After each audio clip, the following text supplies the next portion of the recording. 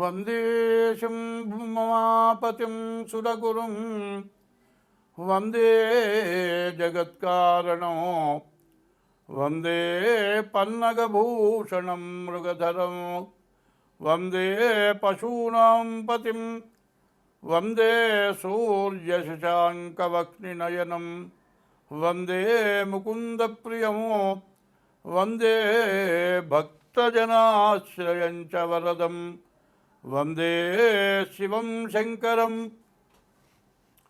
Yeah కుందేందౌ తుషారహారధవళా యా శుభ్రవస్త్రాన్వితా యా వీణావరదండమండితకరా యా శ్వేతపద్మాసనా యా బ్రహ్మాచ్యుతశంకరప్రభృతిభిర్దేవైः సదా పూజితా सा मां पातु सरस्वती भगवती भरती निःशेषजाड्यापः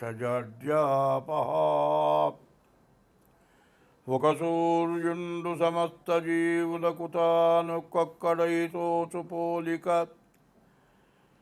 ఏదేముడు సర్వకాలము మహాలీలన్నిజోత్పన్న జన్యకదంబంబుల హృత్సరోరుహములన్ నానావిధానూన రూపకుడై వప్పుచుయుండు అట్టి హరినే ప్రార్థ్యంతు సిద్ధుండనై. 2025 సంవత్సరం నవంబర్ నెల 11వ రాశి కుంభరాశి. ఈ కుంభరాశికి ద్వితీయంలోకి వచ్చాడు శని. ఈ శని వక్రించి కుంభంలో ఉన్న లక్షణాలు చూపిస్తూ ఉన్నాడు. నవంబర్ 27 వరకు కూడా శని నమ్మటానికి వీల్లేదు. వక్ర స్వభావం, ముందుకెళ్ళేవాడు వెనక్కి వచ్చాడు. ఈ వెనక చూపు చూస్తున్నాడు. మీరు ఎక్కడ దెబ్బతింటారో బాగా ఆలోచించుకోండి. నమ్మిన వాళ్ళ వల్ల మోసగింపబడటానికి అవకాశం ఉంది. ఈ వక్రించిన శని వల్ల ఎంతో నమ్మకస్తులు మిమ్మల్ని మోసం చేయొచ్చు. ఎవరిని పడితే వాళ్ళని నమ్మొద్దు. మీ దగ్గర రూపాయి రెండో వాళ్ళకి తెలియనివద్దు. జాగ్రత్త చేసుకోండి. అయితే ఈ రాశి వాళ్ళకి వ్యాపారం బాగుంది, వ్యవసాయం బాగుంది, అన్ని రకాల వ్యాపారాలు, మరి రియల్ ఎస్టేటు, స్టాక్ మార్కెట్టు, విదేశీ వ్యాపారాలు, వ్యవసాయదారులకు వ్యవసాయం అన్నీ బాగున్నాయి. విద్య బాగుంది, ఉద్యోగం బాగుంది, విదేశీ యానం బాగుంది, ఖర్చు కూడా బాగుంది.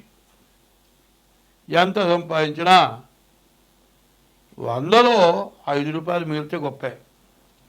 నువ్వు సంపాదించిన దానికి రెట్టింపు ఖర్చు అయ్యే పరిస్థితి శని రాహు కేతువుల వల్ల జరగబోతోంది.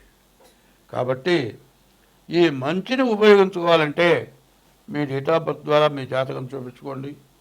కార్తీక మాసం నెల రోజులు కూడా మరి 1వ తారీఖు దగ్గర నుంచి 1వ తారీఖే చాలా మంచి రోజు ఏకాదశి, 2వ తారీఖు చిలుక ఏకాదశి, క్షీరాబ్ది ద్వాదశి, 2 పక్క పక్కనే ఉన్నాయి. ఆ 2 రోజులు ఉపయోగించుకోండి. ఇది విన్న రోజు నుంచి కూడా శివాలయానికి వెళ్ళండి. రోజు దీపారాధన చేయండి శివాలయంలో. మరి ఈశ్వరుని పూజించండి, అమ్మవారిని పూజించండి, పుట్టని పూజించండి. పుట్ట దగ్గర బియ్యపురవ పంచదార వేయండి. గోవుకి ఆహారం పెట్టండి. తల్లిదండ్రులను పూజించండి. భార్యని దుఃఖపెట్టబాకండి. ఈ రాశి వాళ్ళు ఈ విధంగా ఉంటే మీరు అన్ని విధాలా అన్ని రకాలుగా బాగుంటారు. అన్నీ బాగున్నాయని చెప్పాను, నమ్మద్దు. శని రాహుకేతుల వల్ల బాగా నష్టాలు వచ్చే లక్షణం బాగా ఎక్కువగా కనబడుతోంది. కాబట్టి ముందు డేట్ ఆఫ్ బర్త్ ద్వారా జాతకం చూపించుకోవడం చాలా అవసరం. మరి జాతకం చూపించుకోవాలంటే తగిన ఫీజు చెల్లించాలి. మా దగ్గర జాతకం చూపించుకోవాలంటే ఒక నెంబర్ 7801071946, ఇంకో నెంబరు 6300061241. ఈ 2 నెంబర్లకి ఫోన్ చేసి తగిన ఫీజు చెల్లించి మీ జాతకం చూపించుకోండి. మీకు ఏదైనా పరిహారాలు చేయాలంటే కూడా చేయిస్తాను, దానికి వేరే ఫీజు ఉంటుంది. ఇట్లా చేసుకుంటే మీ కుంభరాశి వాడు బాగుపడతారు. స్వస్తి. ఈ సంవత్సరం మొత్తంలో ఇబ్బంది పడనివాడు, బాధపడనివాడు ఎవడు లేడు. అందరికీ బాధలు వచ్చినాయి.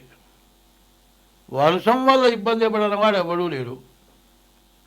ఉద్యోగం అంటే గవర్నమెంట్ ఉద్యోగం కానీ ఏ ఉద్యోగం అయినా కానీ బండి మీద కానీ టూ వీలర్ మీద కానీ ఫోర్ వీలర్ మీద కానీ పోతూ ఉంటే డ్రైనేజ్ పొంగి కార్లు మునిగిపోయి కార్లు ఇంజన్లు పాడైపోయి కార్లు వరదల్లో కొట్టుకుపోయి ఇబ్బంది పడ్డవాళ్ళు ఉన్నారు. సరే నడిచిపోయే వాళ్ళ బతుకు చెప్పక్కర్లా. కూలి పను ప్రైవేట్ జాబులు చేసుకునే వాళ్ళ పరిస్థితి చెప్పలేం అవసరంలా. నిత్యం కూలి పని చేసుకునేవాడు వర్షంలో పని కుదరదు చేసుకుంటానికి కుదరదు. ఇవాళ అందరూ తిండికి లేక అప్పుల పాలైపోయి ఎవరు అప్పు ఇచ్చేవాళ్ళు లేక బతకడం ఎట్లాగో అర్థం కాక బతకాలో చావాలో తెలియక కొట్టుమిట్టాడుతున్నారు ప్రజలంతా కూడా. ఈ బాధలు ఎందుకు వచ్చాయంటే యుద్ధం వచ్చింది. డీజిల్ దగ్గర నుంచి పెట్రోల్ దగ్గర నుంచి అన్నీ పెరిగిపోయినాయి. వీటి వల్ల ప్రతి వస్తువు ధరలు పెరుగుతాయి. మరి రాజకీయ నాయకులు కానీ మరి రాజ్య పరిపాలకులు కానీ ఎవరు ఏం చేయలేరు. ఈ పెరిగిన దాన్ని ఎట్లా కొన్నాడు మళ్ళీ సక్రమైన దారి వచ్చి పంటలు వచ్చి కనీసం కూరగాయలు కూడా దొరకని పరిస్థితి వచ్చింది. ఇప్పుడు ఎవరు దిక్కు? దేవుడే. దేవుణ్ణి పూజించక తప్పదు. ప్రతివాళ్ళు కూడా ఈశ్వరుని, విష్ణుమూర్తిని, ఇష్టదైవాన్ని, తల్లిదండ్రుల్ని, కులదేవతల్ని గట్టిగా మనస్సు పెట్టి పూజిస్తేనే కొంతైనా బాధలు తీరుతాయి.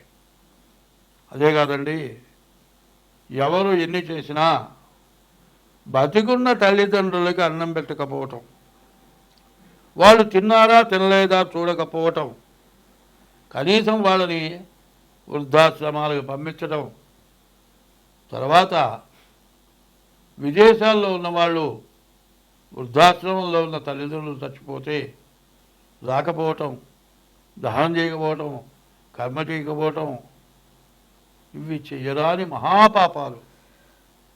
వాళ్ళకి ఎవరేం పెట్టారు, ఏం తిన్నావు, అన్నం తిన్నావా, ఏం తిన్నామని ఆలోచన పెద్దవాళ్ళకు ఉండదు. నా కొడుకులు, నా కోడళ్ళు, నా కూతుళ్ళు, నా అల్లుళ్ళు, నా మనవాళ్ళు, నా మనవరాళ్ళు వాళ్ళని చూడాలని వాళ్ళ ప్రాణం పీగుతూ ఉంటుంది. కానీ వృద్ధాశ్రమంలో కూడా వాళ్ళని తలుచుకుంటూ పిచ్చివాడైపోతున్నారు. తల్లి, తండ్రి, గురువు, దైవం అన్నారు. ముందు తల్లిదండ్రులని సరిగ్గా చూడాలి. ఈ పాపం బాగా ఇబ్బంది పెడుతోంది. తర్వాత వ్యభిచారం. భార్య, మనకు హిందూ సాంప్రదాయాల్లో భార్యాభర్త ఇద్దరే కుటుంబం కాకుండా విపరీతమైనటువంటి పరస్త్రీ వ్యామోహం, పరపురుష వ్యామోహం. 5 సంవత్సరాల పిల్లలకు ఇంజక్షన్లు చేసి వ్యభిచార గృహాలు పంపించడం, ఇటువంటి మహాపాపాల వల్ల దేశం అంతా కూడా నాశనం అయిపోయింది. మరి రకరకాల వ్యాధులు వచ్చినాయి. ఆ వ్యాధులు తగ్గక చాలా ఇబ్బంది పడుతున్నారు. మరి ఇవన్నీ మార్పు చేసుకోవాల్సిన అవసరం మన యందు ఉన్నది. ఎంతమంది దేవతల పూజలు చేసినా చెయ్య తగిన పనులు. పెళ్లి చేసుకున్నావు, 2 3 పిల్లలను కన్నావు, నీ దారిని ఉద్యోగం చేసే పిల్లలను నువ్వు మరిగావు, నీ భార్య ఉద్యోగం చేస్తుంది, ఆమె కన్ను మెరిగింది, చెరుగొడుతో ఇద్దరు వెళ్ళారు. ఆ పిల్లలు ఏమైపోతున్నారు? తల్లిదండ్రులు, అమ్మమ్మ తాతో, నాయనమ్మ తాతో కొన్నాళ్ళ పాటు వాళ్ళు ఉంటే చూస్తారు. వాళ్ళు లేకపోతే ఆ పిల్లల గతి అనాథ శరణాలయం. చివరికి ఏమవుతుంది? యవ్వనం పోయిన తర్వాత చేసుకున్న భార్యలాగా పరస్త్రీల వల్ల, పరపురుషుల వల్ల విభజన వెళ్ళిపోతారు. ఉండరు. పూర్తిదాకా వాళ్ళు కాలం గడిపేవాళ్ళు 1000లో ఒక్కడు కూడా కనపట్టలే. చివరికి భార్య గతి అవుతుంది. అదే పెళ్లి చేసుకోకుండా ఉన్న భార్య అయితే గతి అయినా బాగానే ఉంటుంది. ఇద్దరు చెరువులను పెళ్లి చేసుకుంటే హిందూ సాంప్రదాయమైన సనాతన వ్యవస్థ నాశనమైపోతుంది. సనాతన వ్యవస్థను పూర్తిగా విడగొట్టుకున్నారు. వస్త్రధారణ పూర్తిగా పాడైపోయింది. ఈ వస్త్రధారణ ఎందుకు చేస్తున్నాం అనేది ఆలోచించుకోవాలి. నేను చెప్పటం కాదు, ఇంట్లో పెద్దవాళ్ళు, తల్లిదండ్రులు, పిల్లలు, చదువుకునేటువంటి పిల్లలకి జాగ్రత్తలు చెప్పాల్సిన అవసరం ఉంది. ఇవన్నీ కూడా జాగ్రత్త వహించడమే కాదు, దేవతా పూజలు జరగాలి. అందులో ముఖ్యంగా గజేంద్ర మోక్షం అని ఉంది. వంశపారంపర్యంలో వంశ మూల పురుషులు చేసిన పాపం పోవాలి అంటే గజేంద్ర మోక్ష పారాయణ చేస్తే సమస్త పాపాలు నశించిపోతాయి. ఆ గజేంద్ర మోక్షం కూడా ఈ యూట్యూబ్ వాళ్ళకి ఇద్దామనుకున్నాను. వాళ్ళ టైము చాలలేదు, నాకు కూడా చెప్పగలిగినట్లుగా లేదు. ఇంకొక రోజు గజేంద్ర మోక్షం చెప్పుకుందాం. ఇప్పుడు చెప్పింది మొత్తం ప్రతి రాశికి చివర్లో వేయండి. ఇది తప్పనిసరిగా వేయాలి. ప్రతి వాళ్ళు అవలంబించాలి. భర్తని భార్య, భార్యను భర్త, అత్తమామల్ని కోడలు, తల్లిదండ్రుల్ని కొడుకు జాగ్రత్తగా చూడటం, వాళ్ళకి బాధ లేకుండా సంతోషంగా బతికేటట్లుగా చేయటం, పరస్త్రీ వ్యామోహాలు లేకుండా చేసుకున్న భార్యతో సక్రమంగా ఉండటం, వీటి తర్వాత దేవతా పూజలు. ఇట్లాంటి పాపాలన్నీ చేసి ఇన్ని దేవతల పూజలు చేసినా, నీవు ఎన్ని మంత్రానుష్ఠానాలు చేసినా మొత్తం వృధా. ఎందుకంటే సాంప్రదాయమైనటువంటి లక్షణాలు ఉండాలి. ఏవైనా ఉంటే మానుకోవాలి. మానుకున్న తర్వాతే దేవతా పూజలు చేయాలి. నా ఇష్టం వచ్చినట్లు నేను తిరుగుతాను, ఎన్నో పూజలు చేస్తానంటే ఎవరూ బాగుపడలేరు. ఇప్పుడు వచ్చినటువంటి విపరీతమైన వరదలు రావటానికి కూడా ఇప్పుడు నేను చెప్పినటువంటి మహాపాపాల వల్లే ఇట్లాంటి బాధలన్నీ వచ్చినాయి. ఇది ప్రతి రాశికి కూడా చివరి భాగంలో వేయండి. అందరూ వినాలి, దీన్ని అవలంబించాలి. స్వస్తి.